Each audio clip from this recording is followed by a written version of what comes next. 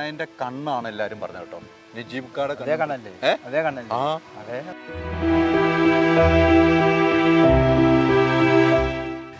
കൈയൊക്കെ സന്തോഷമല്ലായിരുന്നോ? പിന്നെ നമുക്ക് ഇതുവരെ കാണാൻ പറ്റാത്തവരെയൊക്കെ കണ്ടു കിട്ടിയില്ലേ. എനിക്ക് ഇപ്പോഴും അവിടെ വെച്ച് പറഞ്ഞൊരു കാര്യമാണ്, മറ്റേ ക്രൗൺ പ്ലാസയിൽ താമസിച്ച സംഭവം 5 സ്റ്റാർ ഹോട്ടലിൽ കിടന്നു എന്നുള്ളത്. അതൊരു അനുഭവമായിരുന്നു അല്ലേ? ആ ഒരു രീതിയിൽ ഞാൻ പോയി അനുഭവിച്ച അതേ ഒരു ജോലി ആർക്കും കിട്ടാതിരിക്കട്ടെ എന്നാണ് ഞാൻ എപ്പോഴും പ്രാർത്ഥിക്കുന്നത്. കാരണം എന്ന് പറഞ്ഞാൽ അതൊരു നമ്മൾ വന്ന് പുറത്തിറങ്ങുമ്പോൾ ആരുമില്ല, പക്ഷെ അവർ ഫോൺ ചെയ്ത് ചോദിക്കാൻ ഫോണില്ല നമ്മുടെ. എന്നിട്ട് ഒരു മനസാക്ഷി എന്ന് പറഞ്ഞാൽ ഇത്രയും ചൂടത്ത് വിയർത്ത് ഒലിച്ചാൽ ചിലപ്പോൾ ഒട്ടകത്തിന് ഏറ്റവും ഇഷ്ടപ്പെട്ട ഒട്ടകത്തിനിട്ട പേര് ആരായിരുന്നു? അങ്ങനെ പിന്നെ മൂന്നാമത്തെ ദിവസം ഇനി അടി കിട്ടുമെന്നുള്ള ഓർത്ത് ഞാൻ എല്ലാ അള്ളായൊക്കെ വിളിച്ച് ഇതിനെയൊക്കെ കൊണ്ടുപോയിട്ട് വരുമ്പോൾ പായുന്നില്ല. നമ്മുടെ പണ്ട് കാളവണ്ടിയൊക്കെ ഇങ്ങനെ പോകുമ്പോൾ അതിൻ്റെ പായുന്ന പതയടത്തില്ല, അതേപോലെയാണ് ചിലത് ചൂടത്ത്. ഏറ്റവും ഇഷ്ടപ്പെട്ട ആടിനിട്ട പേരെന്താ? എൻ്റെ മോൻ്റെ പേരായിട്ട്. എന്തായിരുന്നു? ദിവസം രാത്രി അവിടെ കല്യാണം, അന്നത്തെ ദിവസം പോകുന്നു, ഇതേപോലെ ഒരാൾ വരുന്നു, ഞാൻ പോകുന്നു. നമസ്കാരം. നമ്മളേറെ പ്രതീക്ഷയോട് കാത്തിരിക്കുന്ന ആടുജീവിതം ഇനി സ്ക്രീനിലെത്താൻ പോവുകയാണ്. അതിനു മുമ്പ് ഈ ജീവിതം നയിച്ച നജീബ്. ഞാൻ നജീബ് ഖാനെ തേടി ഇവിടെ എത്തുമ്പോൾ ഇവിടെ ഉള്ളവർ പറഞ്ഞ് ഷുക്കൂർ ഖാൻ എന്നാണ് പറഞ്ഞത്. അങ്ങനെ 2 പേരിൽ അറിയുന്ന നജീബ് ഖാൻ 1993 സ്വപ്നവുമായി സൗദിക്ക് ഫ്ലൈറ്റ് കയറിപ്പോയി. അവിടെ ഉണ്ടായ ദുരിത ജീവിതമാണ് ഈ സിനിമയാവുന്നത്. പക്ഷേ സിനിമയ്ക്കപ്പുറം അദ്ദേഹത്തിൻ്റെ ദുരിത ജീവിതത്തിൽ അദ്ദേഹത്തിന് ഇപ്പോഴത്തെ സന്തോഷ ജീവിതമാണ് നമുക്ക് പ്രേക്ഷകർ മുമ്പിൽ. ഈ ദുരിത ജീവിതം കേട്ട് ആ പ്രേക്ഷകരും അടുത്തു. ഇനി സന്തോഷ ജീവിതമാണ് എനിക്കറിയേണ്ടത്. നജീബ് ഖാൻ, അസ്സലാമു അലൈക്കും. വലൈക്കും സലാം. നോയമ്പ് സമയമാണ്. അതെ. 5ാമത്തെ നോമ്പിൻ്റെ ദിവസമാണ് നമ്മളിവിടെ ഇരിക്കുന്നത്. 6ാമത്തെ നോമ്പിൻ്റെ ദിവസമാണ് ഇരിക്കുന്നത്. സന്തോഷമല്ലേ? ഇപ്പോൾ സന്തോഷമാണ്. നമ്മൾ ഈ ദുരിത ജീവിതം പറഞ്ഞു മടുത്ത് അത് തന്നെയല്ല പറഞ്ഞുകൊണ്ടിരിക്കുന്നത്. അതെ അതെ, പറയുന്നത് ഇങ്ങനെ പറഞ്ഞുകൊണ്ടിരിക്കുക. അത് റെക്കോർഡ് ചെയ്ത് കൊടുത്താൽ മതിയായിരുന്നു. അതെ, അത് മതിയായിരുന്നു. ഇപ്പൊ സന്തോഷമുള്ള ജീവിതമല്ലേ? അതെ അതെ. ഇപ്പൊ എങ്ങനെ പോകുന്നു? ഇപ്പോഴും നമ്മൾ കൂലിപ്പണിയൊക്കെ ചെയ്ത് ഇങ്ങനെ ജീവിച്ചു പോകുന്നു. സന്തോഷമായിട്ട് ഫാമിലിയായിട്ടൊക്കെ എല്ലാവരുമായിട്ട് സന്തോഷത്തെ ജീവിക്കുന്നു. ഇപ്പോഴും കൂലിപ്പണി തന്നെയാണ്. അതെ അല്ലേ? ഈ 93 കൂലിപ്പണിയല്ല. പണി പറഞ്ഞാൽ പടിഞ്ഞാറ് കുത്തപ്പണി നമ്മുടെ സ്ഥലത്ത് തന്നെയാണ്. മത്സ്യത്തിന്റെ പരിപാടി ഞാൻ കണ്ടിരുന്നു. മത്സ്യം പിടിക്കാൻ പോകും ചില ദിവസം 5000 കിട്ടും, ചില ദിവസം 150 കിട്ടും, അങ്ങനെയൊക്കെ പറഞ്ഞത്. അതെ അതെ അല്ലേ? അതാണ് ഇപ്പൊ നിത്യ വരുമാനം. അതെ അല്ലേ? ഈ 93 സൗദിക്ക് പോകുന്നത് അല്ലേ? അതെ. 93 ഞാൻ വായിച്ചത് 93 സൗദിക്ക് പോകുന്നു. ഉള്ള 5 സെന്റ് സ്ഥലം വിറ്റിട്ട് സ്വപ്നം കണ്ടു പോവുകയാണ് അല്ലേ? അവിടെ പോയിട്ട് ഒത്തിരി ദുരിത ജീവിതം അനുഭവിച്ചു. പറഞ്ഞ് എല്ലാരും പറഞ്ഞ് കേട്ടതാ. ഇനി എന്തിനു പറയണോ? ഇനി സിനിമ കാണട്ടെ ആളുകൾ. സിനിമ കാണണം എല്ലാവരും. അപ്പം നജീബ് ഖാന്റെ ജീവിതം എന്താന്ന് അപ്പം മനസ്സിലാവും. അപ്പോളേ അതിപ്പോ ഇങ്ങനെ കാണിക്കാതെ അത് കാണുന്നേ പോയി നല്ലത്. നമ്മൾ പറഞ്ഞാൽ പിന്നെ കാണാൻ ഇൻട്രസ്റ്റ് പോവും. ശരിയല്ലേ? അതെ. എങ്കിലും ഒത്തിരി അനുഭവിച്ചു. ഒരു മനുഷ്യന്റെ ആയുസ്സിൽ അനുഭവിക്കാവുന്നത് മൊത്തം 2 വർഷം അനുഭവിച്ചു അല്ലെ? 2 വർഷം അല്ലേ? 2 വർഷം അനുഭവിച്ചു. ആ ദുരിതം ഒരാൾക്കും ഉണ്ടാകാതിരിക്കല്ലേ എന്നുള്ള പ്രാർത്ഥന മാത്രമേ നജീബ് ഖാക്കും കുടുംബത്തിനുള്ളൂ. ആ ഒരു രീതിയിൽ ഞാൻ പോയി അനുഭവിച്ച അതേ ഒരു ജോലി ആർക്കും കിട്ടാതിരിക്കട്ടെ എന്നാണ് ഞാൻ എപ്പോഴും പ്രാർത്ഥിക്കുന്നത്. കാരണം എന്ന് പറഞ്ഞാൽ അതൊരു നരകം പിടിച്ച ഒരു ജീവിതമാണ്. കാരണം നമ്മൾ ഏത് ജോലിക്കും കുഴപ്പമില്ല, പക്ഷേ ഇതേപോലെ ജോലി അത്രയ്ക്ക് ബുദ്ധിമുട്ടുള്ളൊരു ജോലിയാണിത്. കാരണം നമുക്ക് കുളിക്കാനൊക്കത്തില്ല, നനയ്ക്കാനൊക്കത്തില്ല, വലുതാക്കാനൊക്കത്തില്ല. അത് ഈ ആടും നമ്മളുമായിട്ടുള്ള ആ മരുഭൂമി കിടന്നുള്ളൊരു കളി മാത്രം. പുറം ലോകമായിട്ട് യാതൊരു ബന്ധവുമില്ലാത്ത ഒരു ജീവിതം.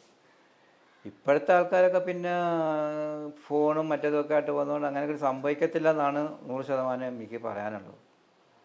അന്നെന്ന് പറഞ്ഞാൽ ഒന്നുമില്ലല്ലോ, ഫോണില്ല, ഒരു അയക്കണമെങ്കിലും തന്നെ മാസങ്ങൾ കൊണ്ടാണ് വരുന്നത്. അങ്ങനെയൊക്കെയുള്ള ഈ കാലമായിരുന്നത്. ഇപ്പോൾ മീഡിയക്കാരെന്ന് പറഞ്ഞാൽ ഇപ്പോൾ എല്ലാ സ്ഥലത്തും പോയി തിരഞ്ഞ് ആൾക്കാരെ പിടിക്കുന്നുണ്ട്. ആൾക്കാരെന്തെങ്കിലും കുഴപ്പമായിട്ട് ഇതുപോലൊക്കെ അക്കടിപ്പെട്ട് കിടക്കുന്നവരൊക്കെ പോയി കണ്ടുപിടിച്ച് അവരെയൊക്കെ രക്ഷപ്പെടുത്തുന്നുണ്ട്. അന്നൊന്നും അതൊന്നും ഇല്ല. പോയാൽ പോയി, മൊബൈൽ പോലും ഇല്ല. മൊബൈലും ഇല്ല. ഈ പറഞ്ഞപ്പോൾ ഇക്ക പറഞ്ഞപ്പോൾ ഞാൻ 90-ൽ ഗൾഫിൽ പോയ ഒരാളാണ്. 90-ൽ അന്ന് ഞാൻ പോകുന്നത് മസ്കറ്റിലാണ് പോകുന്നത്.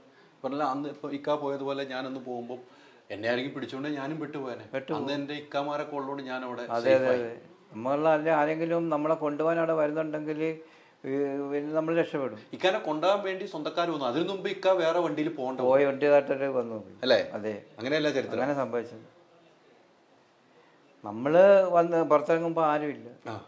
പക്ഷെ അവർ ഫോൺ ചെയ്ത് ചോദിക്കാൻ ഫോണില്ല നമ്മുടെ ഇന്നത്തെ ഫോൺ നമ്പറൊന്നും ഇല്ല. ഫോൺ നമ്പറുണ്ട്, പക്ഷെ ആരെയും വിളിച്ച് ചോദിക്കാനുള്ള ഇതില്ലായിരുന്നു. അങ്ങനെ ഇരിക്കാനാണ് പുറത്ത് വന്നപ്പോൾ ഇദ്ദേഹത്തിന് ഇങ്ങനെ കാണുന്നതും.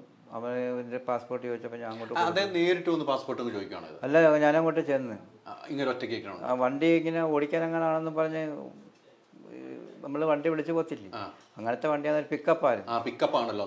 അതെ, നിസാന്റെ പിക്കപ്പ്.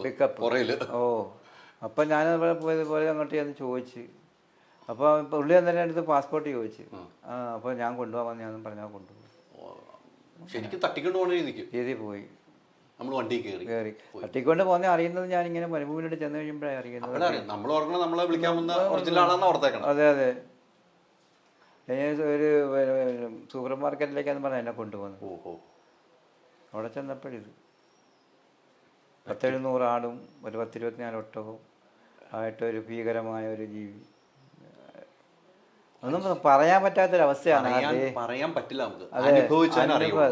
നമ്മൾ എന്തോരം പറഞ്ഞാലും ചിലപ്പം അത് ഫലിക്കില്ല. അനുഭവിച്ചേ മാത്രമേ അറിയാത്തുള്ളൂ. അതാണ് സത്യം. അതിപ്പോൾ ഞാനിപ്പോൾ ഈ പറഞ്ഞാൽ നിങ്ങൾക്ക് ആർക്കും അത് പറ്റത്തില്ല. അപ്പോൾ അത് സിനിമയിലൂടെ കാണുന്നതാണ് നല്ലത്. അത് മൊത്തത്തിലുണ്ടാവുമോ? മൊത്തത്തിലുണ്ടാവും. അനുഭവം എൻ്റെ അനുഭവം മൊത്തത്തിലുണ്ടാവും. അത് കാണാനുള്ള ഞാൻ അന്നത്തെ ആ ഒരു രംഗം കണ്ടപ്പോൾ ഞാനങ്ങ് ഫീലിംഗ് ആയിപ്പോയി. എനിക്ക് തോന്നുന്നു അന്ന് അവിടെ പരിപാടിക്ക് വന്നപ്പോൾ പ്രസംഗിക്കാൻ പറ്റില്ല. പ്രസംഗിക്കാൻ പറ്റിയില്ല. കാരണം ഞാൻ അന്ന് എനിക്ക് മനസ്സിലാക്കാൻ വിങ്ങലായിപ്പോയി. ആ ടെൻഷൻ അങ്ങ് കയറിപ്പോയി.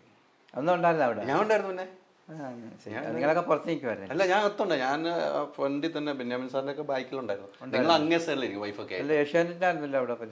നമ്മൾ എല്ലാവരെയും നമ്മൾ ക്ഷണം ഉണ്ടായിരുന്നു. നമ്മൾ ക്ഷണിച്ചിട്ട് വന്നാ. അപ്പൊ ഞാൻ നോക്കി ഇക്ക അങ്ങേ സൈഡിൽ ഇരിപ്പുണ്ട്, ഒരു നീല ചെക്ക് ഷർട്ടൊക്കെ ഇട്ട്.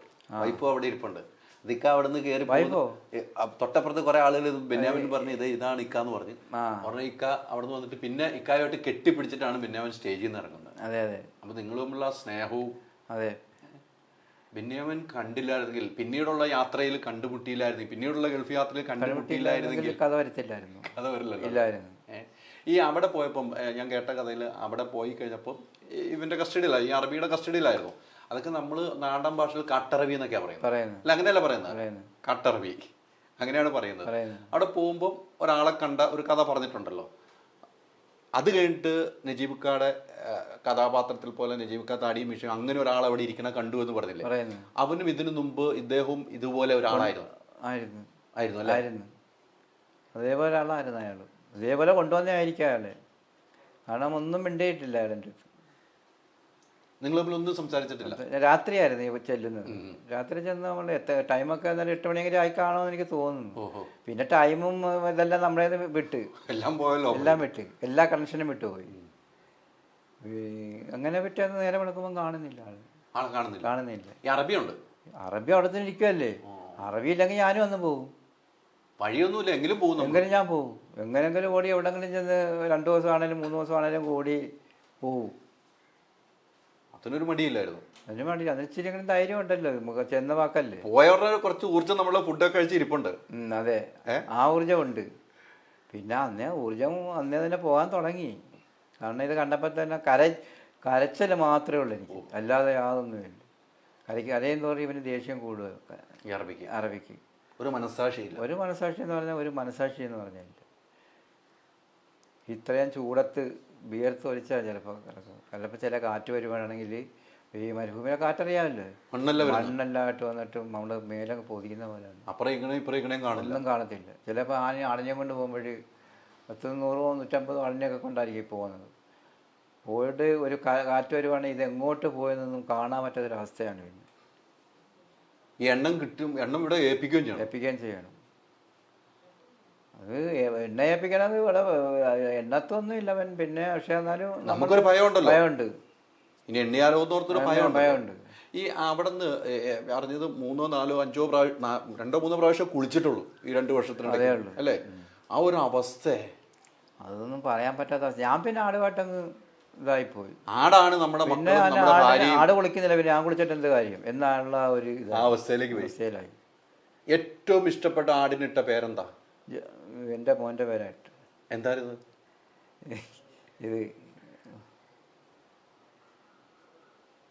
ജമീല്. എൻ്റെ പേരെന്താ ഇട്ടത്? ആ നോവലിനകത്തൊരു പേരുണ്ടല്ലോ. മനസ്സിലായി. ഞാനത് വിൽക്കാനെ കൊണ്ട് പറയിപ്പിക്കാൻ വേണ്ടിയാണ് നോക്കിയത്. അവൻ്റെ പേര് സബീർ എന്നാ. നബീൽ എന്നാണ്. നമ്മൾ നേരെ തിരിച്ച് നബീൽ ആക്കിയിട്ടുണ്ട്. ഏറ്റവും ഇഷ്ടപ്പെട്ട ഇഷ്ടപ്പെട്ട ആടായിരുന്നു. ഇഷ്ടപ്പെട്ട ഒരാടായിരുന്നു. ആ പേര് ഇക്കാണ് ഇട്ടത്. അതെ, നബീൽ. നബീൽ. നബീല്, അമ്മണി, മണിക്കുട്ടി, അങ്ങനെ തങ്കച്ചി, അങ്ങനെ ഓരോരുത്തർ പേരിട്ട് ബാടാ മോനെ, അങ്ങനെ മോനെ, ഇങ്ങനെ മോനെ എന്നൊക്കെ പറഞ്ഞ് വിളിച്ച് തടയൊക്കെ ഒരേ ദിവസം ഇങ്ങനെ തീറ്റ കൊടുത്ത് കഴിഞ്ഞിട്ട് അതിനെയൊക്കെ കുഞ്ഞുങ്ങളൊക്കെ പിടിച്ച് കുറച്ച് നേരം മടിയിലെത്തിക്കൊണ്ടിരിക്കും. അതിൽ പിന്നീട് അതായി നമ്മുടെ ജീവിതം, നമ്മുടെ ജീവിതമായി. കാരണം കുളിയില്ല, നനയില്ല, പൊടി അതും ഇതുമായിട്ടൊക്കെ നമ്മുടെ കായംകുളമായി അത്. അതെ അല്ലേ? കായംകുളത്തിൽ നമ്മളവിടെ എല്ലാവരുമായിട്ട് സുഹൃത്തുക്കൾ. ഒട്ടകത്തിന് ഏറ്റവും ഇഷ്ടപ്പെട്ട ഒട്ടകത്തിന് ഇട്ട പേര് ആരായിരുന്നു?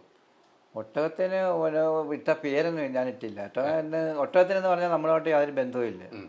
കാരണം അതിന് നമ്മൾ സമയത്ത് ഭക്ഷണം കൊടുക്കുന്നു, അത് കഴിച്ചിട്ട് അത് പോകുന്നു, പിന്നെ കഴിച്ചിട്ട് ഒരു പോവാണ്. അല്ലാതെ വേറെ അത് കാട്ടി യാതൊരു ബന്ധവും നമുക്ക് ഇല്ല.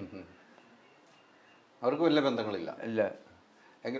ഇക്കാക്ക് വലിയ ഇഷ്ടമായിരുന്നു ഒട്ടകത്തെ. ഒട്ടകത്തിന് നമുക്ക് ഇഷ്ടമായിരുന്നു. കാരണം അതൊക്കെ ഇത് നോക്കുമ്പോൾ ഇങ്ങനെ ഭയങ്കര നിപ്പല്ലേ നിൽക്കുന്നത്, വലിയ വാന കുറച്ചൊക്കെയാണ് നിൽക്കുന്നത്.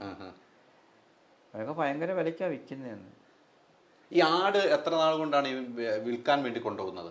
ആടിനെയൊക്കെ ഒരു 3-4 മാസം ആകുമ്പോൾ കൊണ്ടുപോകും. അപ്പൊ അടുത്ത ആടുകൾ വരുമോ? എങ്ങനെയാണ്? അടുത്ത ആള് പ്രസവിച്ച് വരുമല്ലേ, കൂടിക്കൊണ്ടിരിക്കുമല്ലേ? ഡെയിലി പ്രസവം നടക്കുന്നുണ്ട്. ഡെയിലി ആഴ്ചയിലൊക്കെ 2-3 പ്രസവം ഉണ്ടാവും. മറ്റേത് വിറ്റ് പോകുമ്പോൾ ഇവിടെ എണ്ണം കുറയുന്നില്ല. അത് 2-3 എണ്ണം കാണും ഒരു പ്രസവത്തിൽ. ഈ എനിക്ക് തോന്നുന്ന ഇത് കറക്കാൻ, പാല് കറക്കാനൊക്കെ പറഞ്ഞല്ലോ, ഒന്നും ജീവിതത്തിൽ ചെയ്യാത്ത സംഭവങ്ങളാണ് ചെയ്യാത്ത സംഭവം. ആദ്യം പാല് കറക്കിയിട്ട് അന്ന് പാല് കറക്കാനും പറഞ്ഞ് ഞാൻ ഇതുവരെ കറന്നിട്ടുമില്ല. അപ്പം എനിക്ക് ഭയങ്കര ഫീലിംഗ് ആയിരുന്നു. ഞാനിങ്ങനെ ഞെക്കിയൊക്കെ നോക്കുമ്പോഴൊന്നും പാല് വരുന്നില്ല. അപ്പോഴിവൻ ആദ്യമൊക്കെ ഇങ്ങനെ മുറുമുറുപ്പൊക്കെ, 2ാമത്തെ ദിവസം ഒന്നും കേട്ടും വരുന്നില്ല. അപ്പോൾ തലയ്ക്ക് തട്ട് കെട്ടി. തലക്കിട്ട് അടിക്കുന്നു. വടി വെച്ചാണ് കൈ വെച്ചിട്ടാണ്? കൈ വെച്ച് തലയ്ക്ക് തട്ട്. പിന്നെ നമ്മളത് കരയാനല്ലേ പറ്റത്തുള്ളൂ. കരയുമ്പോൾ ദേഷ്യം കൂടും. കരയുമ്പോൾ ദേഷ്യം കൂടും. നമ്മുടെ മനസ്സിൽ കരയുക, ഉള്ളി കരയുക. അങ്ങനെ പിന്നെ 3ാമത്തെ ദിവസം ഇനി അടി കിട്ടുമെന്നുള്ള ഓർത്ത് ഞാൻ എല്ലാ അള്ളാഹയൊക്കെ വിളിച്ച്, അള്ളാഹുവേ പാല് വരണേ എന്ന് പറഞ്ഞ് വിളിച്ച് ഞങ്ങൾക്ക് പാല് വന്നു. അങ്ങനെ പിന്നെ സ്ഥിരമായിട്ടത് എന്തോന്നൊക്കെ അത് പഠിച്ച്, അടി എത്ര ഇനി അടി കൂടിക്കൂടി വരുമെന്നുള്ള രീതി പഠിച്ച്. പിന്നെ അടിക്കുന്നതെന്ന് പറയുന്നത് ഈ ആടിനെ പിടിക്കാൻ പറയും. ഈ മാർക്കറ്റിൽ കൊണ്ടുപോകാനായിട്ട് മറ്റേ ജ്യേഷ്ഠച്ചാർ വരും. ജ്യേഷ്ഠൻ മാർക്കറ്റിൽ കൊണ്ടുപോകാൻ വരും. അപ്പം ഇപ്പം ഇവിടെ തന്നെ ഉണ്ട് എപ്പോഴും. ഇവൻ പോണില്ല. അഥവാ ഒരു ദിവസം എവിടെങ്കിലും പോകണമെങ്കിൽ മറ്റവനോട് വന്നിരിക്കും. ഏത് നേരത്തെ ജ്യേഷ്ഠൻ വന്നിരിക്കും. മറ്റവൻ അത് ഇക്ക പോയത് മറ്റേ പുള്ളി പോയല്ലോ അവിടെ. അത് പോയി. പിന്നെ ഒരു അറിവില്ല. അത് ഇല്ല. അങ്ങനെ പിന്നെ ആടിനെ പിടിക്കാൻ പറയും. ആടിനെ പിടിക്കാൻ പറയുമ്പോഴേ, കറുത്തേനെ പിടിക്കാൻ പറയുമ്പോൾ ഞാൻ വെളുത്തേനെ പിടിച്ചോണ്ട് വരും. അന്നേരം ഇവൻ അടിക്കും. ഏതാണ്ടൊക്കെ അറബിയിൽ അടിച്ച് പറഞ്ഞിട്ട് അടിക്കും. അങ്ങനെ അന്നേരം ഞാൻ പറഞ്ഞു, ഇപ്പം ഞാൻ പിന്നെ അസുഖം എന്ന് പറഞ്ഞപ്പോൾ ഞാൻ വെളുത്തേനെ വിളിച്ചുകൊണ്ട് വന്നു. അപ്പോൾ അന്നേരം അസുഖം വെളുത്തയല്ലല്ലോ എന്നങ്ങനെ മനസ്സിൽ തോന്നി. അപ്പോൾ അത് മനസ്സിലായി, അസുഖം എന്ന് പറയാൻ കറുത്തയാണ്. അങ്ങനെ പിന്നെ 2 ദിവസത്തെ തോന്നുന്നുണ്ട് അത് പഠിച്ച് ചുവപ്പും എല്ലാം പഠിച്ച് പിന്നെ പറയുന്ന പോലെ കറക്റ്റായിട്ട് പിടിച്ചുകൊണ്ട് പോയി. എല്ലാം ഭയങ്കര ഇവൻ അടിക്കുന്നുള്ള ഭയം കൊണ്ട് എല്ലാം പെട്ടെന്ന് പഠിച്ച് പെട്ടെന്ന് പഠിച്ചു. ഓ അല്ലേ? ഈ അറബിയായിട്ട് ബന്ധപ്പെട്ടിട്ട് പിന്നീട് നിങ്ങൾ എപ്പോഴെങ്കിലും ഒരു സ്നേഹബന്ധം ഉണ്ടായോ? എപ്പോഴെങ്കിലും? ഇല്ല, ഒരിക്കലും ഉണ്ടായിട്ടില്ല. അവന് സ്നേഹിക്കത്തില്ല. അവന് ക്രൂരനാണ്. അതെ, സ്നേഹിക്കുന്ന അറബിയാണെങ്കിൽ എന്നെ സ്നേഹിക്കണം. കാരണം എന്ന് പറഞ്ഞാൽ എന്നെ അവൻ അവിടുന്ന് കൊണ്ടുവന്നതാണ്. കൊണ്ടുവന്ന് എനിക്ക് നല്ല പിന്നെ ഒരു കത്തയക്കാനുള്ളൊരു അവസരവും എനിക്ക് ഭക്ഷണം, നല്ല ഫുഡും, എനിക്ക് ശമ്പളം തരുവാണെങ്കിൽ ഞാൻ ഇതിനെ നോക്കി നിൽക്കും. പണി ചെയ്യും. നമ്മൾ ഇവിടുന്ന് ഞാനന്ന് പോകുമ്പോൾ എൻ്റെ 5 സെൻറ്റ് സ്ഥലം വിറ്റാണ് ഞാൻ പോകുന്നത്. 55,000 രൂപ എടുത്ത് പോകാന്നത്. ഏജൻസി മുഖേനയാണോ? അല്ല, ആ ഏജൻസി മുഖേന പോയതാ. ഇതിപ്പം അവരാരും കുറ്റം പറഞ്ഞിട്ട് കാര്യമില്ല, ഇത് ഇങ്ങനെ സംഭവിച്ചതാണ്.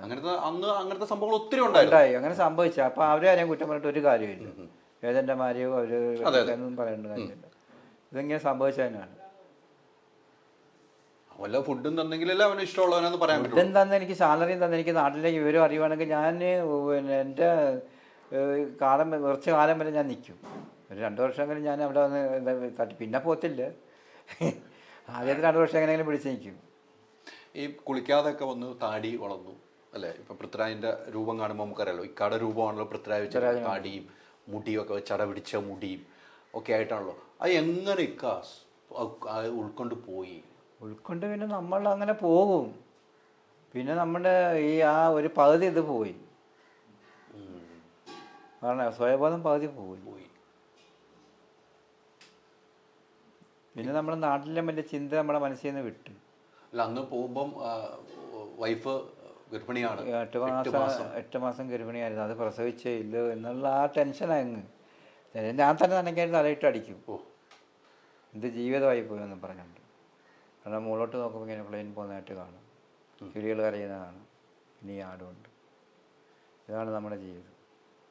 എന്തായിരുന്നു കഴിക്കാൻ കിട്ടുന്നത്? കഴിക്കാൻ കിട്ടുന്ന ഇവൻ വരുമ്പോൾ ഇങ്ങനെ ഈ കുബൂസ് കണ്ടുവല്ലോ, അത് അതിനകത്ത് വെച്ചിരുന്നിട്ട് അത് ഉണങ്ങാറാകുമ്പോൾ എനിക്ക് തരും. കടുകൂടാന്ന് കടിച്ച് കഴിഞ്ഞു. വെള്ളവും കുടിക്കും, ഗോതമ്പും വാരത്തിനും. വെള്ളം ആവശ്യത്തിനുണ്ടോ കുടിക്കാൻ? വെള്ളം കുറച്ച് വെള്ളം എന്നാലും കുടിക്കാനുള്ള വെള്ളം തരും. വെള്ളം കുടിച്ചില്ലെങ്കിൽ പിന്നെ നമ്മുടെ കാര്യം പോക്കാം. മറ്റേ വെള്ളം ഉപ്പല്ലേ കിടക്കുന്നത്, നാട്ടിന് കൊടുക്കുന്ന ഉപ്പ് വെള്ളമല്ലേ. ഈ ആടിന് കൊടുക്കുന്ന വെള്ളം വരെ കുടിക്കേണ്ടതായിട്ട് വന്നു. വെള്ളം വരെ കുടിക്കേണ്ടതായിട്ട് വന്നു. അത്രയ്ക്ക് ഇതിനെയൊക്കെ കൊണ്ടുപോയിട്ട് വരുമ്പോൾ മായുന്നില്ല. നമ്മുടെ പണ്ട് കാളവണ്ടിയൊക്കെ ഇങ്ങനെ പോകുമ്പോൾ അതിൻ്റെ വായിന്ന് പതയടത്തില്ല, അതേപോലെയാണ് ചില സമയത്ത് ചൂടത്ത് വെള്ളം പോലും കയ്യിലില്ല. കൊണ്ടുവന്ന വെള്ളം തീർന്നിട്ട് കുടിക്കാൻ വെള്ളമില്ലാതെ ആകപ്പാടും വായിന്ന് പതയാടുന്ന പോലെ ആരും. ആ അവസ്ഥയൊക്കെ ഞാനിങ്ങനെ കിടന്നുകൊണ്ട് ആലോചിക്കാൻ ഇവിടെ കിടന്നുകൊണ്ട് ഇപ്പോഴും ആ സ്വപ്നങ്ങൾ കാണുന്നുണ്ട്. നെറ്റി എഴുതിയേക്കും. അപ്പോൾ വൈഫ് എന്തായാലും പറഞ്ഞിട്ട് തട്ടി. ഇപ്പോഴും അതിൽ നിന്ന് മാറിയിട്ടില്ല. അത് അത്രയ്ക്ക് ഭയമായിപ്പോയെന്ന്. അപ്പം ഞാനന്ന് ഇവിടെ ഇതുപോലെ അവിടെ കിടന്നുകൊണ്ട് എൻ്റെ സഭയെത്തി എന്ന് പറഞ്ഞ് ചിലപ്പോൾ ഞെട്ടി ഉണരും കിടന്ന് അവിടെ കിടന്ന്. അവിടെ വൈഫിൻ്റെ പേര് വിളിച്ച് ഇതെല്ലാം കേൾക്കാൻ ആരുണ്ട്, കാണാനുണ്ട്. നമുക്ക് ജന്മം നൽകിയ അള്ളാഹു മാത്രമുണ്ട്, അതേ ഉള്ളൂ അല്ലേ? വേറെ ആരുമില്ലല്ലോ. മിണ്ടാപ്രാണികളും ഉണ്ട്. പക്ഷെ അവരുടെ സ്നേഹം വലുതായിരുന്നു അല്ലേ ഈ മിണ്ടാപ്രാണികളുടെ? അതെ. അതനുഭവിച്ചു. അതൊരിക്കലും മറക്കാൻ പറ്റില്ല. പിന്നെ ഞാൻ ചാടി പോകുമ്പോഴും എനിക്ക് വിഷമം ഉണ്ടായിരുന്നു. ഇതിനെ ഇട്ടിട്ട് നമ്മൾ ഇത്രയും സ്നേഹിച്ചും പിന്നെ ഇതിനെ ഇട്ടിട്ട് പോകില്ല എന്നുള്ള ഒരു ഭയങ്കരമായ ഒരു വിഷമം അതിനും ചിന്തയുണ്ടായിരുന്നു. സ്നേഹിച്ചിട്ട് പിന്നെ അതിനെ ഒറ്റയ്ക്ക് ഇട്ടിട്ട് പിന്നെ പോകില്ല, അതിന് ആരും വെള്ളം കൊടുക്കും എന്നുള്ള ഒരു ഭയം ഉണ്ടായിരുന്നു. ആ ചിന്തയും വന്നു. അപ്പോൾ എന്ത് നല്ല മനസ്സാണ് നിങ്ങളുടെ ജീവിക്കുക. അതെ, അതുകൊണ്ട് മാത്രമാണ്, ആ മനസ്സുകൊണ്ട് മാത്രമാണ് ഞാനിപ്പോൾ ഇങ്ങനെ ഇവിടെ നിങ്ങളുടെ മുമ്പ് വന്നിരിക്കാനുള്ളൊരു അവസരം കിട്ടിയത്. ഈ നോവൽ എഴുതിയതിലിപ്പോൾ ഞാൻ ഒരുപാട് സ്ഥലങ്ങളിൽ പോയിട്ടുണ്ട്. നിങ്ങളൊന്ന് അവിടെ വെച്ച് ഇതൊക്കെ എടുത്ത് കരുളിയൊക്കെ നിങ്ങളല്ലല്ലോ ഒരു ലോകകേരള സഭയിലൊക്കെ അന്നല്ലേ റസൂൽ പൂക്കുട്ടി ആദ്യം കാണുന്നത്. അതെ, റസൂൽ പൂക്കുട്ടിയുടെ ഇന്റർവ്യൂ എടുത്തപ്പോൾ എന്നോട് പറഞ്ഞു, ഞാൻ അന്നാണ് നജീബിനെ കാണുന്നത്. ഞാൻ ഇന്റർവ്യൂ എടുത്തപ്പോൾ നജീബിനെ കാണുന്നതെന്ന് പറഞ്ഞു. പുള്ളി പറഞ്ഞു തിരുവല്ല വെച്ച് ഇന്റർവ്യൂ എടുത്തു. പുള്ളി അല്ല ആരുടെ? റസൂൽ പൂക്കുട്ടിയുടെ അല്ല, ഇവിടെ ഇന്റർവ്യൂ വന്നിട്ടുണ്ട്. ഇല്ല ഇവിടെ വന്നിട്ടില്ല. റസൂൽ പൂക്കുട്ടിയുടെ ഇന്റർവ്യൂ ഞാൻ കഴിഞ്ഞ ദിവസം എടുത്തു. അന്നത്തെ നമ്മുടെ പരിപാടി കഴിഞ്ഞിട്ട് ക്രൗൺ പ്ലാസ വെച്ചു. അന്ന് പുള്ളി പറഞ്ഞു, ഇങ്ങനത്തെ നജീബുമാരുണ്ടാക്കിയതാണ് ഈ കേരളം. പുള്ളി പറഞ്ഞൊരു വാക്കാണ്. അതെ അല്ലേ? അത് എന്ത് കറക്റ്റാണ്.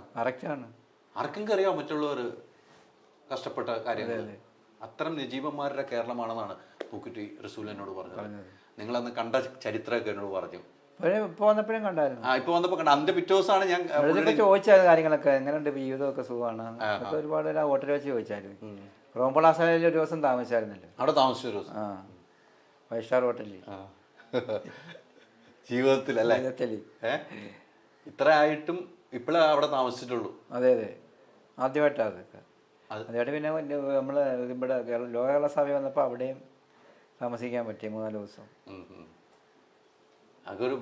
നല്ല ഒരുപാട് ഭാഗ്യങ്ങൾ ഇപ്പോൾ അതോടുകൂടി വന്നിട്ടുണ്ട്. പക്ഷെ ഭാഗ്യങ്ങൾ അനുഭവിക്കുമ്പോഴും ഇക്കാക്ക് വേണ്ട സമ്പാദ്യമൊന്നും ഇല്ലല്ലോ. അതൊക്കെ അള്ളാ തരും. നമ്മളിപ്പോൾ ഒന്നും ഒരാളുടെ പണത്തോട് ഇങ്ങനെ മോഹിച്ചിട്ടൊരു കാര്യമില്ല.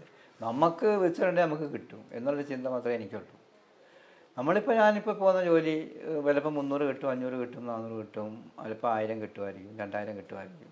എന്നാലും എനിക്കത് സന്തോഷമാണ്. കാരണം ഇവിടെ വന്ന് എൻ്റെ ഭാര്യയായിട്ട് സംസാരിക്കാനും മക്കളോട് സംസാരിക്കാനും എല്ലാവരും ഇതുള്ളത് കൊണ്ട് ആ ജോലി എനിക്ക് മതി. ഇവർ പിന്നെ ഹോട്ടലിലേക്ക് എന്നെ വിളിച്ചായിരുന്നു, ബ്രസ് സാർ. അതെ, ഇതുപോലെ അവിടെ പോയി ഞാൻ പിന്നെ പോകാനെന്ന് പറഞ്ഞാൽ പിന്നെ ഇവരെ വിട്ടു പിരിഞ്ഞിട്ട് പിന്നെയും പോകാൻ എനിക്കിപ്പോൾ ഒരു മനസ്സില്ല. അതുകൊണ്ട് അത്രയാണ് പോകാൻ. അല്ലെങ്കിൽ എനിക്ക് അപ്പോൾ ഹോട്ടലിൽ പോയി പണി ചെയ്യാമായിരുന്നു. ഏതാ തിരുവല്ലാര് അതിൻ്റെ മനസ്സിലായി. നമുക്ക് വീട്ടിൽ നിന്ന് പോകാൻ മടി മനസ്സിലായി. ഇതാകുമ്പോൾ എനിക്ക് അവിടെ പോയി പണി ചെയ്ത് കഴിഞ്ഞാൽ എപ്പോഴും കാണാം എല്ലാവരും.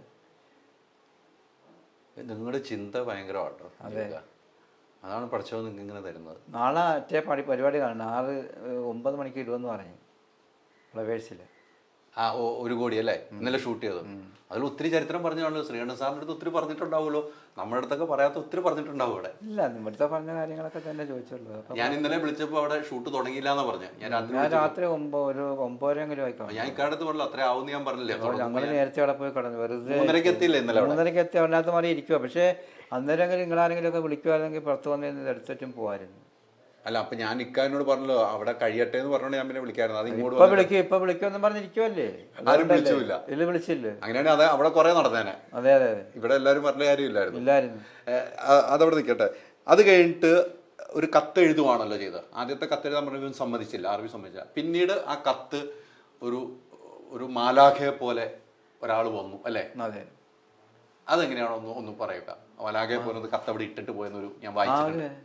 ഒരു കത്ത് ഞാൻ ഇതുപോലെ ഈ വണ്ടി വന്നു പോച്ചയും കൊണ്ട് മരുഭൂമി കൂടെ വന്ന യന്ത്രവണ്ടിയുണ്ട്, ഈ പോച്ചയൊക്കെ ആയിട്ട് വരുന്ന വണ്ടി. അതിനകത്തൊരു പാകിസ്ഥാനിയാണ് വണ്ടി വരുന്നത്. പാകിസ്ഥാനി വന്നപ്പോൾ ഞാൻ ഇതുപോലെ ഇങ്ങനെ വരുന്ന കണ്ടുകൊണ്ട് തന്നെ ഇങ്ങനെ കത്ത് പോലെ പോയി കാണിച്ചത്. അതിന് അറബി കണ്ടിട്ടില്ല. അപ്പോൾ ഈ പേപ്പറൊക്കെ എവിടെ നിന്ന് കിട്ടിയേക്കണം? പേപ്പറും നമ്മുടെ ഇത് ലെറ്ററിന്റെ ഇതെല്ലാം കൊണ്ടാണ് പോയത്. പേനായും ഉണ്ട്. പണ്ട് നാട്ടിൽ അങ്ങനെ എഴുതാൻ പറ്റുള്ളൂ. പക്ഷേ ബ്ലേഡ് കൊണ്ടുപോകാൻ മറന്നു പോയി. ഷേവിങ് സെറ്റ് കൊണ്ടുപോകാൻ മറന്നു. നമ്മളിങ്ങനെ വരുമെന്ന് അറിഞ്ഞില്ലല്ലോ. ഞാൻ പേടിച്ച ബ്ലേഡ് ഷേവിങ് സെറ്റ് കൊണ്ടുപോകാൻ മറന്നു. അവിടെ പോയിട്ട് മേടിച്ചാൽ മതി എന്ന് ഓർത്തു. അതെ, ഇങ്ങനെ വരുമെന്ന് നമ്മൾ അറിഞ്ഞില്ലല്ലോ. പക്ഷെ ഇങ്ങനെ അന്ന് പോകുന്നവരൊക്കെ ഇതൊക്കെ അതിൽ കത്തെഴുതാനുള്ള ഇതൊക്കെ ആയിട്ടാ പോകുന്നത്. കവർ വരെ മേടിച്ചോണ്ട് പോയി ഗുളികകളൊക്കെ എല്ലാം മേടിച്ചോണ്ടാവും. അതേപോലെ അതൊക്കെ ഉണ്ടായിരുന്നു. അതുകൊണ്ട് കത്ത് ഒരുപാട് ഞാൻ എഴുതി. പക്ഷെ ഒന്ന് എൻ്റെ അടുത്ത് 2-3 ആദ്യം കൊടുത്തിട്ടെല്ലാം വലിച്ചേരി കളഞ്ഞു. നമ്മുടെ മുമ്പ് വെച്ച് വലിച്ചേരി കഴിഞ്ഞപ്പോൾ പിന്നെ ഞാൻ കൊടുത്തിട്ടില്ല. കാരണം പിന്നെ നമ്മൾ കൊടുത്തിട്ട് കാര്യമില്ല. അങ്ങനെ പിന്നെ ഞാനൊരു കത്തെഴുതി വെച്ച്, അല്ലെങ്കിൽ ഇത് വരുന്നെങ്കിൽ കൊടുക്കാമെന്ന് പറഞ്ഞ് വെച്ചാലാണ്. അങ്ങനെ ഒരു പാകിസ്ഥാനി പുതുതായിട്ട് വന്ന് ഈ കത്ത് കൊടുത്തത്. കത്ത് കൊടുത്തില്ല, ഒത്ത് കൊടുക്കാനായിട്ട് വന്നപ്പോൾ ഇവനെ അവിടുന്ന് മാറ്റി. അത് ആ പാകിസ്ഥാനി കണ്ടു. അത് അദ്ദേഹം ഒരു മനുഷ്യത്വമുള്ള മനുഷ്യൻ തന്നെയാണ്. അയാൾ ഒരു ദൈവത്തെ പോലെ വന്നതെന്ന് എനിക്ക് തോന്നുന്നു. അങ്ങനെ വന്ന് എൻ്റെ അടുത്ത് പറഞ്ഞാൽ അവളങ്ങനെ കൊണ്ട് ഇട്ടിട്ട് പോയിക്കോളാൻ പറഞ്ഞു. ദൂരെ ഇട്ടിട്ട് പോയിക്കോ, ഞാൻ എടുത്തോളാന്ന് പറഞ്ഞു. അങ്ങനെ ഞാൻ ആടര്യം കൊണ്ട് ഞാനങ്ങ് പോയി. പിന്നെ ആടര്യം കൊണ്ട് പോകാൻ പറഞ്ഞു. അങ്ങനെ പോയി. അയാൾ വന്ന് പിന്നെ കത്തെടുത്തോണ്ട് പോയി. കത്തിവിടെ കിട്ടി കത്തിവിടെ കിട്ടി. പക്ഷേ എനിക്ക് കിട്ടിയതാണ്ട് അറിയത്തില്ല. പക്ഷെ ഞാനവിടെ വന്ന് നോക്കിയപ്പോൾ കത്ത് കാണുന്നു. ആശ്വാസമായി കൊണ്ടുപോയി കാണുമെന്ന്. മത്സരത്തിൽ എവിടെയെങ്കിലും കീറി ഇട്ടിട്ടുണ്ടാകുന്ന നോക്കി, അന്നേരം അവിടെ ഒന്നും കാണുന്നില്ല. അപ്പം കത്ത് കൊണ്ടുപോയിട്ടുണ്ടെന്നുള്ളൊരു മനസ്സിലൊരു ഇതുണ്ട്. ആ കത്തിവിടെ കിട്ടിയോ ഇല്ലയെന്ന് പിന്നെ നമുക്കത് അതിനെ പറ്റിയൊന്നും അറിയില്ല. അവളെ അയച്ചോ ഇല്ലയെന്നൊന്നും. പക്ഷേ അയാൾ നല്ലൊരു മനുഷ്യനായതുകൊണ്ട് അയാളുടെ കയ്യിൽ നിന്ന് പൈസ മേടിച്ച് സ്റ്റാമ്പ് ഇട്ടിച്ച് അയാൾ അയച്ചു. ആ കത്താണ് ആദ്യമായിട്ട് കിട്ടുന്നത്. അതിന് മുമ്പ് തന്നെ എൻ്റെ ഭാര്യ അങ്ങ് വിളിച്ചുകൊണ്ട് വീട്ടിൽ പോയി. അവർ കൊണ്ടുപോയി അങ്ങ് പ്രസവത്തിന് ഫസ്റ്റല്ലേ. അപ്പം വീട്ടിൽ നിന്ന് മാമ അവിടെ നിന്ന് ഇറക്കി വരും. അങ്ങനെ എൻ്റെ മാമയുടെ മോളെ ഞാൻ കെട്ടിയത്. മുറപ്പെണ്ണായിരുന്നു. അപ്പം മാമ 2 ദിവസം കൂടുമ്പോൾ അവിടെ വരും. കത്ത് വന്നില്ല, ഫോണില്ലല്ലോ, വിളിച്ച് ചോദിക്കാനൊന്നും. അങ്ങനെ വരുമ്പോഴൊന്നും കത്ത് വന്നില്ല എന്ന് പറഞ്ഞു. പിന്നെ പോയി തിരിച്ചു പോകുന്നു. അന്നേരം പോയി ചെല്ലുമ്പോൾ പിന്നെയും കരച്ചില്ല എന്നൊക്കെ ഇപ്പോൾ വന്നപ്പോൾ പറയുന്നിരുന്നു. അന്നപ്പോൾ ഒരുപാട് കാര്യം. ഞാനും മരിക്കാൻ പല പ്രാവശ്യം പിന്നെ കുഞ്ഞു വയറ്റി കിടക്കുന്നതുകൊണ്ടാണ് അങ്ങനെ അങ്ങനെ ഒരുപാട് കാര്യങ്ങളൊക്കെ എൻ്റെ അടുത്ത് പറഞ്ഞു. ആ കത്തൊരു ആശ്വാസമായി അവർക്ക്. അന്നേരം ഒരു കത്ത് ഇവർക്കെല്ലാം ആശ്വാസമായി. ഭീകരമായ സംഭവങ്ങൾ എഴുതിയിട്ടില്ല. എൻ്റെ ബുദ്ധിമുട്ടുകൾ ഞാൻ ഒരുപാട് ഭീകരമായിട്ടൊന്നും എഴുതില്ല. എൻ്റെ ബുദ്ധിമുട്ടുകൾ മാത്രമേ ഞാൻ എഴുതിയിട്ട് ചെറുതായിട്ട്. എന്നിട്ട് എൻ്റെ ഭാര്യ അത് കത്ത് കൊണ്ട് വായിപ്പിച്ച് വായിപ്പിച്ച് ഇത് കത്ത് കൈ കൊടുത്തില്ല, വായിപ്പിച്ച് ഇങ്ങനെ കേൾപ്പിച്ചത്. അന്നേരം വേറെ അക്ഷരത്തിൽ കൂടെ അവർ വായിച്ചവർ ഇങ്ങനെ പറഞ്ഞു. അത് ലേറ്റായിട്ട് കൊടുത്താണ് വൈഫിനൊരു സമാധാനമായിട്ട് കൊടുത്ത്. അതാണ്, അങ്ങനെയാണ് ആദ്യം കത്ത്. അപ്പോഴാണ് നമ്മൾ ജീവിച്ചിരിപ്പുണ്ട് എന്നൊരു ആശ്വാസം. അപ്പൊ എന്തെങ്കിലും ഒരു ദിവസം തിരിച്ചു വരും എന്നുള്ള എല്ലാവർക്കും ഒരു പ്രതീക്ഷ. ആ ദുആയും പ്രാർത്ഥനയും ഫലം കണ്ടു അല്ലേ? അതെ. അത് കഴിഞ്ഞിട്ട് ഈ ചാടി പോകുന്നുണ്ടല്ലോ, രണ്ടും കൽപ്പിച്ച് തീരുമാനിക്കുകയാണ്. അതെ. അങ്ങനെ ഒരു തീരുമാനം ഇത്രയും നാളിന് ശേഷമാണ് എടുക്കുന്ന ഇക്ക. അത് അത്രയും വൈകിട്ട് എടുത്തു കഴിഞ്ഞപ്പം എന്താണ് തോന്നി, ഇന്ന് തന്നെ പോണേ എനിക്ക് ഇവിടുന്ന്? ഇന്ന് തന്നെ പോകണമെന്ന് എടുക്കാൻ കാരണം അന്നത്തെ ദിവസമാണ് ഈ അറബി അവിടുന്ന് പോകുന്നത്. അന്ന് മറ്റേ അറബിയുടെ മോളെ കല്യാണമാണ്, ഈ ജ്യേഷ്ഠന്റെ. അന്നത്തെ ദിവസം രാത്രി അവിടെ കല്യാണം. അന്നത്തെ ദിവസം പോകുന്നു, ഇതേപോലെ ഒരാൾ വരുന്നു, ഞാൻ പോകുന്നു. സർപ്രൈസാണ്. ഇതേപോലെ ഒരാളവിടെ കൊണ്ടുവരുവാണ്? അല്ലെന്ന്, ഇതേപോലെ ഒരാളെന്നെ വന്ന് രക്ഷപ്പെടുത്തിക്കൊണ്ട് പോകുന്നു. വേറെ ആള്? അത് ഒരാളുമായിട്ടല്ലേ രക്ഷപ്പെടുത്തിയല്ലേ എന്നെ കൊണ്ടുപോകും. അല്ല, അത് ഓക്കെ, ഞാൻ വായിച്ചല്ലോ. പക്ഷെ അത് ആ ആളെ പിന്നെ കാണാൻ പറ്റിയിട്ടുണ്ടോ? ഇല്ല. റോഡ് വന്നു കഴിഞ്ഞാൽ റോട്ടിൽ കണ്ടിട്ട് 5 റിയാൽ എനിക്ക് വിടുവല്ലേ? 5 റിയാൽ എനിക്ക് തന്നു. അന്നേരമാണ് ഞാൻ റിയാൽ കാണുന്നത്. അന്നാണ് 5 റിയാൽ സൗദി റിയാൽ കാണുന്നത്. വണ്ടി അവിടെ കൊണ്ട് നിർത്തിയിട്ട് വേറെ വണ്ടി കയറ്റി വിടുവാണ് ചെയ്ത്. വണ്ടിയല്ല, വേറെ വണ്ടിയിൽ പോകാന്ന് പറഞ്ഞ് വേറെ വണ്ടി കയറി പോയല്ലോ അവിടെ റോട്ടിൽ കണ്ടിട്ട്. അയാൾ അങ്ങനെ വന്നില്ലായിരുന്നെങ്കിൽ ഞാൻ അന്ന് പോവുകയായിരുന്നു. അതാണ് ചോദിച്ചത്. അപ്പോഴും തീരുമാനിച്ചു പോകുന്നു.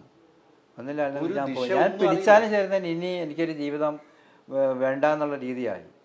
കാരണം ഇപ്പം പോയപ്പോഴെങ്കിൽ ഇനിയെങ്കിലും ഞാൻ അവിടെ നിന്ന് പോയില്ലെങ്കിൽ ഞാൻ പിന്നെ പോകാനേ പറ്റത്തില്ല. അതുകൊണ്ട് രണ്ടും കൽപ്പിച്ച് ചാടി. ഒന്നേ ഗുണം അല്ലേ ദോഷം, രണ്ടും എന്തായാലും ഗുണമായിട്ട് വന്നു. ഞാൻ വായിച്ചേക്കണതിൽ എനിക്ക് ഏറ്റവും 2 സങ്കടങ്ങൾ എൻ്റെ മനസ്സിൽ ഇപ്പോഴും ആഴത്തില്ല. ഒന്ന്, എന്നെ പാമ്പ് കടിച്ചോട്ടെ, ഏറ്റവും വിഷമുള്ള പാമ്പ്, ഞാൻ തറയിൽ ഇറങ്ങി കിടക്കുമായിരുന്നു, അങ്ങനെയെങ്കിലും ഞാൻ മരിക്കട്ടെ. ശരിയാണ്, സത്യമാണ്. ഞാൻ 2-3 പ്രാവശ്യം താഴെ കിടന്നു, കടിക്കുന്നില്ല. പാമ്പിന് പോലും നമ്മൾ വേണ്ട. ആടിനെ കൊല്ലുന്നുണ്ട് പാമ്പ്, അതുകൊണ്ടാണ് ഏറ്റവും വിഷമേറിയ പാമ്പാണ് മണലാലുണ്ണത്തിലുള്ളത്. പിന്നെ വേറെ ഒരു കാര്യം എന്ന് പറയുന്നത്, അവിടെ ഈ പ്രസവിച്ച് കഴിഞ്ഞിട്ട് ആൺകുട്ടിയൊക്കെ 1-2 മാസമാകുമ്പോഴേ അതിൻ്റെ മണി 2 എത്തിക്കളയും, ആടിൻ്റെ. അതാണ് എനിക്ക് ഏറ്റവും വലിയൊരു വിഷമം അവിടെ ഒരുപാട്. കാരണം ഞാനാ പിടിച്ചു കൊടുക്കുന്നത്, അവൻ കണ്ടിച്ചാൽ.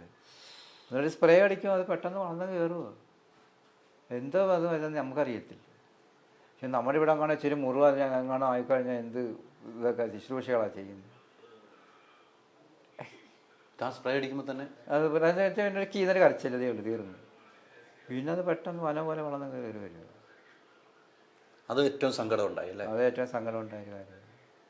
അല്ല, ഞാനും എനിക്ക് കാണാത്ത കാര്യമാണ് അതൊക്കെ. ഇന്ന് വരെ കേട്ടിട്ടില്ല കണ്ടിട്ടുമില്ലാത്ത സാധനം. എനിക്ക് ഏറ്റവും സങ്കടം ഉണ്ടായിരുന്നു, ഒന്ന് പാമ്പിന് പോലും വേണ്ടത്. പിന്നെ ഇവിടെ വന്നിട്ട് ജയിലിൽ പോയിട്ട് ആ തിരിച്ചറിയൽ പരേഡ്, അതാണ് നമുക്ക് ഓർക്കാൻ പറ്റത്തില്ല. ആ പരേഡിനകത്തെന്ന് പറഞ്ഞാൽ എൻ്റെ അടിമുടി കിടന്ന് വിറയ്ക്കും. കാരണം ഈ ഒരുത്തനെ ഇങ്ങനെ പിടിച്ച് വലിച്ചുകൊണ്ട് പോകുന്നുണ്ട് ഈ പരേഡ്. എൻ്റെ നിന്ന ക്യൂവിനകത്തുനിന്ന് ഇങ്ങനെ ഒരറബിയല്ല, ഒരുപാട് അറബികളുണ്ട്. ഇങ്ങനെ വന്ന് നോക്കി ഭയങ്കര ക്യൂവാണ്. 2-3 പരയാട്ടിങ്ങനെ ഒത്തിരി ആൾ ഇങ്ങനെ നിരനിരയായിട്ട് നിൽക്കുവാണ്. ആയിരക്കണക്കിന് ആളുണ്ട്. ഇത് നമ്മളിപ്പോൾ ഇന്ത്യക്കാരായിരിക്കും ചിലപ്പോൾ ദിവസം കൊണ്ടുവരുന്നത്. ഇന്ത്യക്കാരെ കൂടെ മൊത്തമല്ല, കേരളക്കാരെ മാത്രമല്ല, ഇന്ത്യക്കാർ വരുമ്പോൾ ഇന്ത്യക്കാരെ മൊത്തം.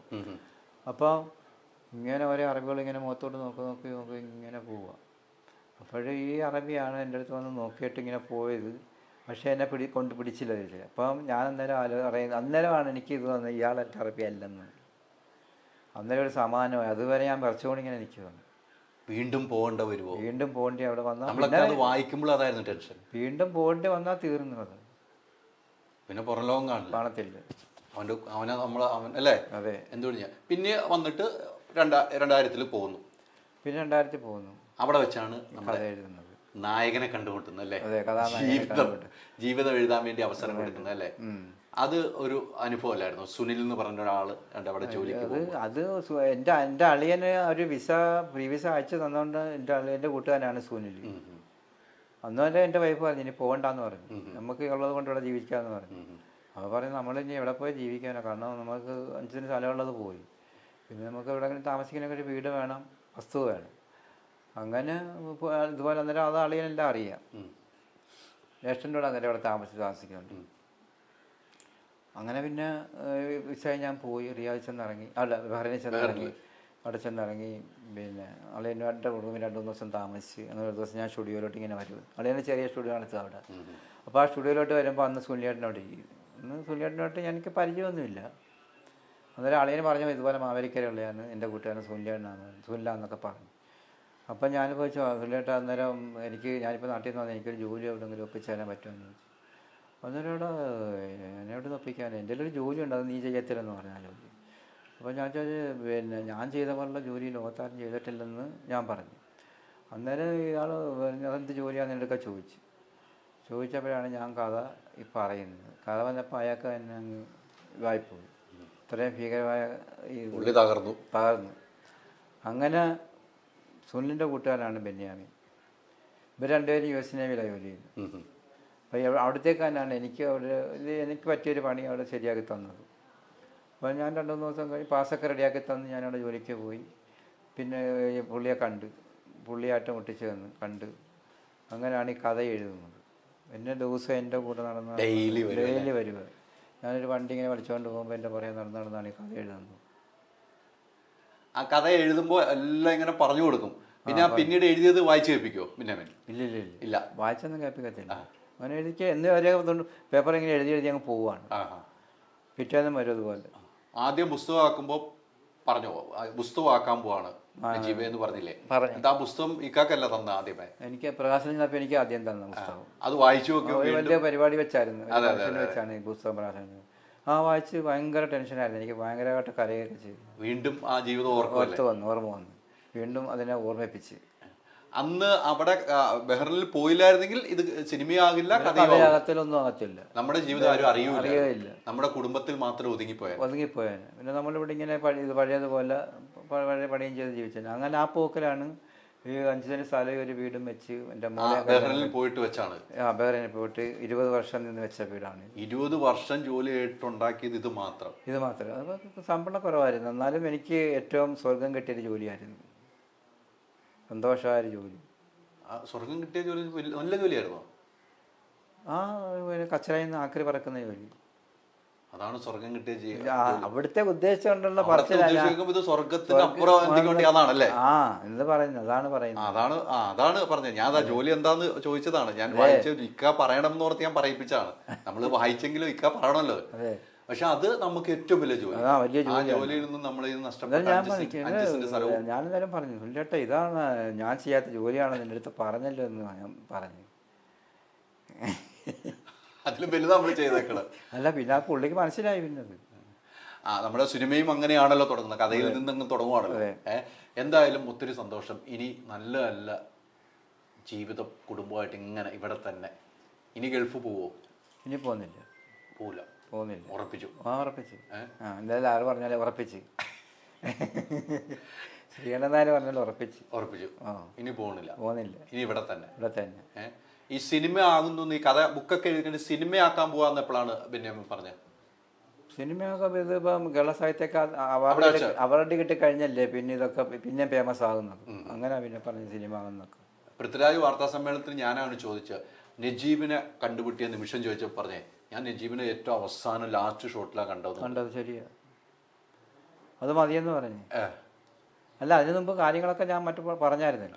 അപ്പം അവരല്ലേ ഇത് എടുക്കുന്നത്, എല്ലാം പറഞ്ഞു കൊടുത്തതാണല്ലോ. അതെ എല്ലാം പറഞ്ഞു കൊടുത്തു. അപ്പോൾ പൃഥ്വിരാജ് എന്താ പറഞ്ഞു? പൃഥ്വിരാജ് എന്തായാലും ഒരു 10-20 മിനിറ്റ് ഞാനുമായിട്ട് സംസാരിച്ചു. വലിയ കാര്യങ്ങളൊക്കെ അതിനകത്ത് അഭിനയിച്ചേക്കുന്ന കാര്യങ്ങളൊക്കെ എൻ്റെ അടുത്ത് പറഞ്ഞു. അപ്പോൾ കറക്റ്റാണെന്നൊക്കെ ചോദിച്ചു. കറക്റ്റാണ് ഞാൻ അഭിനയിച്ച ഇങ്ങനെയാണെന്നൊക്കെ പറഞ്ഞ. അപ്പം കറക്റ്റ് അതിനെ എന്നെക്കുറിച്ച് നല്ലൊരു അഭിപ്രായം അങ്ങ് പറഞ്ഞു അവിടെ വെച്ച്. ഞാൻ കണ്ട പിന്നെ നിങ്ങളൊക്കെ പറഞ്ഞല്ലോ ഒന്ന് സംസാരിക്കാത്ത ഒരാളാണ് അങ്ങനെയാണെന്നൊക്കെ പറഞ്ഞല്ലോ. ഒന്നും അല്ലല്ലോ, നല്ല രീതിയിലാണല്ലോ എൻ്റെ അടുത്ത് കാര്യങ്ങളെല്ലാം പറഞ്ഞെന്നൊക്കെ അവിടെ വെച്ച്. സംസാരിക്കാത്ത ആളാണ് ആരാണ്ടൊക്കെ പറഞ്ഞല്ലോ എന്നൊക്കെ. എല്ലാം സംസാരിച്ച ആളാണ്. അതെ എല്ലാം നല്ല ഇതായിട്ട് പറഞ്ഞല്ലോ എന്നൊക്കെ പറഞ്ഞു. നല്ല സന്തോഷപ്പെടുത്തിയൊക്കെ എന്നെ വിട്ടു. അതല്ലേ. അപ്പം സിനിമ ഇറങ്ങുവാണ്, സിനിമ കാണണം. എല്ലാവരും കാണണം. എൻ്റെ ജീവിതം എന്ന് തന്നെ പറയാം അല്ലേ? എൻ്റെ ജീവിതം എന്നെ എല്ലാവരും വിളിക്കുന്നുണ്ട്. ഞാനും പറയുന്നത് എല്ലാവരും കുടുംബസമേതം എല്ലാവരും പോകുമെന്നാണ് പറയുന്നത്. ഒരുപാട് ആൾക്കാരാണ് വിളിക്കുന്നത്. വൈഫ് ഹാപ്പി അല്ലേ? എല്ലാവരും ഹാപ്പിയാണ്. മോനും എത്ര പിള്ളേരാണ്? 2 പിള്ളേർ, ഒരാണും ഒരു പെണ്ണും. മോക്കടെ കല്യാണം കഴിഞ്ഞ് മോക്ക് 2 കുട്ടി, മോനൊരു കുട്ടി. അവരും നല്ല സന്തോഷമായിട്ട് ജീവിക്കുന്നു. ഇവിടുത്തെ സുഹൃത്തുക്കളൊക്കെ എന്നാ പറയുന്നത്, നാട്ടിലെ സുഹൃത്തുക്കൾ? നാട്ടിലുള്ള സുഹൃത്തുക്കളൊക്കെ എല്ലാവരും നല്ല സന്തോഷത്തിൽ, എല്ലാവരും പടം പോയി കാണാൻ കാത്തിരിക്കുകയാണ്. അപ്പോഴുള്ള നമ്മുടെ കൂട്ടുകാരന്മാരെ നമ്മുടെ ജീവിതം അതെ മനസ്സിലാവുള്ളൂ. അതെ അതെ. പറഞ്ഞു കേട്ടിട്ട് പുസ്തകം വായിച്ച പോലെ അല്ലോ ജീവിതം. അല്ലല്ല. സിനിമയെ കാണുമ്പോൾ അതെ, അനുഭവിക്കാവുന്നതെല്ലാം അനുഭവിച്ച് ഇപ്പൊ സ്വസ്ഥമായിട്ട് കുടുംബത്തിൽ അതെ. 5 സെന്റ് വീടും വെച്ച് സ്വസ്ഥമായിട്ട് ജീവിക്കുന്നു. പേരക്കുട്ടികളെ നോക്കി അതെ. കിട്ടുന്ന ജോലി ചെയ്ത് കിട്ടുന്ന വരുമാനത്തിൽ തൃപ്തനായി ജീവിക്കുന്ന നജീബ് ക, ഇനിയും നിങ്ങൾക്ക് പടച്ചവൻ ദീർഘായുസ് തരട്ടെ. ആമീൻ. നല്ല ജീവിതമായിട്ട് മുന്നോട്ട് ഇപ്പോഴും കൂടെ ആ വൈഫും കുടുംബവും നിൽക്കുന്നത് തന്നെ ഒരു ഭാഗ്യമായിട്ട് തന്നെ കൂട്ടണം അല്ലേ? അതെ, അതാണല്ലോ ഏറ്റവും വലിയ ഭാഗ്യം. ഭാഗ്യം അതാണ്. എന്ത് കഷ്ടപ്പെട്ടെങ്കിലും അവർ നമ്മൾ വിടാതെ നമ്മുടെ കൂടെ ഇരിക്കുമ്പോൾ നമുക്കുണ്ടാവുന്ന ഒരു ബലം അല്ലേ? അതെ അതെ, ഒരു ബലം അതാണ്. അത് ബലമാണ്. അപ്പോൾ ഒത്തിരി സന്തോഷിക്കാം. അതെ. ഇൻഷാ അല്ലാഹ് പടം കണ്ടിട്ട് വിളിക്കാം. വിളിക്കണം. പിന്നെ കണ്ട അവിടെ സിനിമ കാണാൻ വരുമല്ലോ, അവിടെ നമ്മൾ കാണും. കാണാം. അവിടെ എല്ലാവരും പറഞ്ഞേക്ക് സിനിമ കാണാൻ വന്നോന്ന്. എല്ലാവരും ഈ സിനിമ കാണാൻ വരണം. കാരണം നിങ്ങളെല്ലാവരും സിനിമ കൊണ്ടുവന്ന് ഈ പടം വിജയിപ്പിച്ചാലേ നമുക്ക് എന്തെങ്കിലും നേട്ടമുള്ളൂ. ഈ ബ്ലിസ് സാറിനെ കണ്ടില്ലായിരുന്നു അന്ന് അവിടെ വെച്ച്? ആ, ബ്ലിസ് സാർ എന്നാ പറഞ്ഞ? ബ്ലിസ് സാർ ഇക്കാനെ കുറിച്ച് പറയാനേ സമയമുള്ളൂ കേട്ടോ. അതെ അതെ അതെ. എപ്പോഴും ബ്ലിസ് സാർ പറഞ്ഞ് ഇക്കാനെ കാണണം, ഇക്കാനെ കണ്ടു പഠിക്കണം എന്നുള്ള ജീവിത ചരിത്രം. അതെ, നല്ല ബ്ലിസ് സാറിന് മനുഷ്യനാണ്. ആദ്യം കണ്ടത് എപ്പോഴായിരുന്നു? ആദ്യം കണ്ടത് ഇത് പറയാനായിട്ട് ഞങ്ങൾ രണ്ടുപേരുടെ പോയപ്പോഴാണ് കാണുന്നത്. ആ, നേരിട്ട് കണ്ട്. അപ്പോൾ എന്താ പറഞ്ഞ? അപ്പോൾ കാര്യങ്ങളൊക്കെ പറഞ്ഞപ്പോൾ വളരെ സന്തോഷമായിരുന്നു. ഈ ജീവൻ എന്തുമായാലും കൊടുക്കടാന്ന് പറഞ്ഞ പുഴമാടത്തൊക്കെ പറഞ്ഞുകൊണ്ട് പറഞ്ഞിട്ടുണ്ടായിരുന്നു. അതല്ലേ, എനിക്ക് ഇപ്പോഴും അവിടെ വെച്ച് പറഞ്ഞൊരു കാര്യമാണ്, ആ മറ്റേ ക്രൗൺ പ്ലാസയിൽ താമസിച്ച സംഭവം പറഞ്ഞു, 5 സ്റ്റാർ ഹോട്ടലിൽ കിടന്നു എന്നുള്ളത്. അതൊരു അനുഭവമായിരുന്നു അല്ലേ? പിന്നെ എൻ്റെ ഏറ്റവും വലിയ അനുഭവം അതൊക്കെ. നമ്മൾ പിന്നെ പൃഥ്വിരാജിന്റെ കണ്ണാണ് എല്ലാവരും പറഞ്ഞത് കേട്ടോ. നജീബ് കാടെ അതേ കണ്ണല്ലേ? അതേ കണ്ണല്ലേ? അതേ കണ്ണ്. അത് ഇപ്പോഴും നോക്കുമ്പോൾ അതാണ്, ആ കണ്ണാണ് പൃഥ്വിരാജിലേക്ക് പോയെന്നാണ് പറയുന്നത്. അത് ആ കണ്ണാ പോയത്, അതേ കണ്ണ് തന്നെ. എനിക്ക് അതല്ലേ പറഞ്ഞത്. ഞാൻ ആദ്യത്തെ ആ രംഗം കണ്ടപ്പോൾ തന്നെ ഞാൻ ഭയന്ന്. എനിക്ക് അവിടെ ഒരു വാക്ക് പറയാനുള്ള ഇത് നിന്നുപോയി ശ്വാസം നിന്ന പോലെ ആയിപ്പോയി. അതാ കണ്ണ്, അത് കണ്ടതായിരുന്നു. കണ്ണ് അതൊക്കെ വന്ന് കൈയൊക്കെ തന്നിച്ച് കണ്ടില്ലായിരുന്നു. സന്തോഷമല്ലായിരുന്നോ? പിന്നെ നമുക്ക് ഇതുവരെ കാണാൻ പറ്റാത്തവരെയൊക്കെ കണ്ടു കിട്ടിയില്ലേ? അതൊക്കെ ജീവിതത്തിൽ മറക്കാൻ പറ്റും. ഫോട്ടോ എടുക്കാൻ പോലും പറ്റാത്ത. ഇപ്പോഴും അങ്ങനെ തന്നെയല്ലേ? അതെ അതെ. ഇപ്പം ആഗ്രഹിച്ച എല്ലാം നടന്നു എന്ന് തോന്നുന്നുണ്ടോ? എല്ലാം ആഗ്രഹിച്ചെല്ലാം നടന്നു വരുന്നുണ്ട്. നമ്മുടെ ഏറ്റവും വലിയ ആഗ്രഹമായിരുന്നു 5 സെന്റ് നല്ല ഒരു വീട്. ആരും ഇത് നമ്മളെ പറഞ്ഞു വിടത്തില്ല. ഇവിടെ തന്നെ ഈ സ്ഥലത്ത് തന്നെ വേണമെന്നുള്ളതും. അതെ അല്ലേ? അപ്പോൾ അത് സാധിച്ചു. അതിൻ്റെ സന്തോഷം ഇനി അടച്ചവൻ തരുന്നതൊക്കെ നമുക്ക്. അതേ ഉള്ളൂ. ആർത്തിയില്ല, അത്യാഗ്രഹമില്ല, അടുത്തും ചോദിക്കത്തുമില്ല, കൈ നീട്ടില്ല. ഇല്ല അല്ലേ? അപ്പോൾ ഒത്തിരി സന്തോഷം. ഒത്തിരി സന്തോഷം.